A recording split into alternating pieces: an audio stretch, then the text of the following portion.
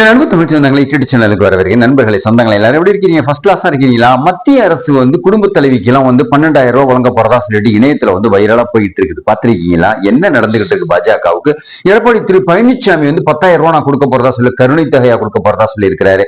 மௌனமா இருந்தவர் ஏன் இப்படி பேசினாரு? உண்மையிலே பாஜக அரசு மகளிருக்கு எல்லாம் 12,000 ரூபாய் கொடுக்க போதா அப்படிங்கிற விஷயத்தை தான் நான் போட்டு இந்த வீடியோவில் உடைக்க போறேன். கண்டிப்பா நண்பர்களுக்கு எல்லாருக்கும் ஷேர் பண்ணிடுங்க. இந்த வீடியோ ஃபுல் அண்ட் ஃபுல்லா நீங்க பார்த்தா மட்டும்தான் எல்லா விஷயமும் உங்களுக்கு புரியும். பார்த்து நண்பர்கள் எல்லாருக்கும் ஷேர் பண்ணுங்க. புதிய நண்பர்கள் யாரும் சப்ஸ்கிரைப் பண்ணி வச்சுக்கோங்க. பக்கத்துல இருக்க பெல் ஐகானை கிளிக் பண்ணிக்கோங்க.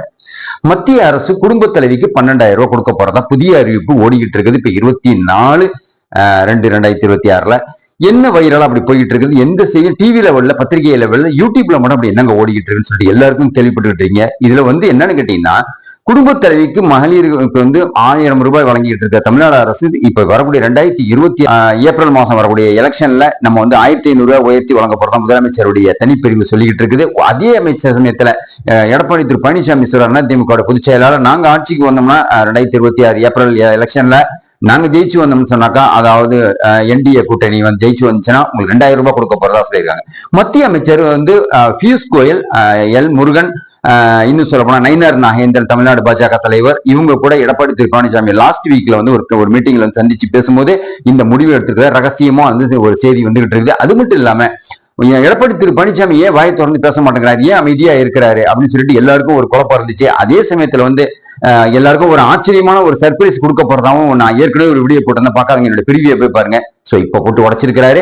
இதுக்கு பாஜகவுடைய தலைமை அங்கீகாரம் கொடுத்திருக்குது. இப்ப இது எப்படி கொடுக்க போறாருனாக்கா, 10,000 ரூபாய் அவர் கருணை தொகையா கொடுக்க போறேன்னு சொல்லியிருக்கிறாரு. 2,000 ரூபாய் மகளிர் உரிமை தொகையை கொடுக்க போறதா சொல்லியிருக்காரு. ஃபர்ஸ்ட் மாசமே இந்த பணம் நமக்கு கிடைச்சிருமா அப்படின்னு சொல்லிட்டு எல்லாருக்கும் ஒரு ஆசை இருக்கு. 12,000 ரூபாய் அவர் எலெக்ஷன்ல இப்போ டிக்ளேர் ஒன்னு சொல்ல போனா ஏப்ரல் மாசம் லாஸ்ட் வீக்ல வந்துச்சுன்னா, ஜூன் மாசம் 3ஆம் தேதி தேர்தல் எண்ணிக்கை, வாக்கு எண்ணிக்கையை முடிஞ்சு ஆட்சி கட்டல யாரு அமர்றாங்கன்னு பார்த்துட்டு நான் முதல் கையெழுத்தா போட போறேன் அப்படின்னு சொல்லிட்டு எடப்பாடி பழனிசாமி சொல்லியிருக்கிறாரு. சோ வங்கி கணக்குல யாருக்கெல்லாம் இப்ப மகளிர் உரிமை தொகை வர வச்சுட்டு இருக்காங்க, அவங்க அத்தனை பேருக்குமே 12,000 ரூபாய் வர வைக்க போறதா சொல்லியிருக்கிறாரு.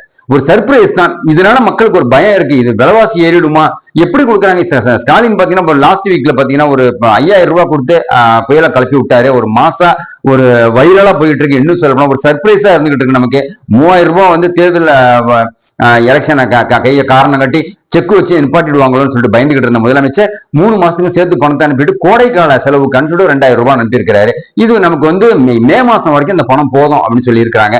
சோ ஒரு படி மேல எடப்பாடி திரு பழனிசாமி பாஜக கூட்டணியில இருந்துகிட்டு 12,000 ரூபாய் உங்களுக்கு கொடுக்க போறான்னு சொல்லியிருக்காரு. அது மட்டும் இல்லாம உஜ்வாலா திட்டத்தின் கூட, பிரதமர் உஜ்வாலா திட்டத்தின் கீழே இருக்கக்கூடிய பயனாளிகளுக்கு அதிகமா கேஸ் இன்னும் அதிகப்படுத்தி மக்களுக்கு இலவச கேஸ் கொண்டுட்டு வரணும்னு சொல்லி இருக்கிறாரு.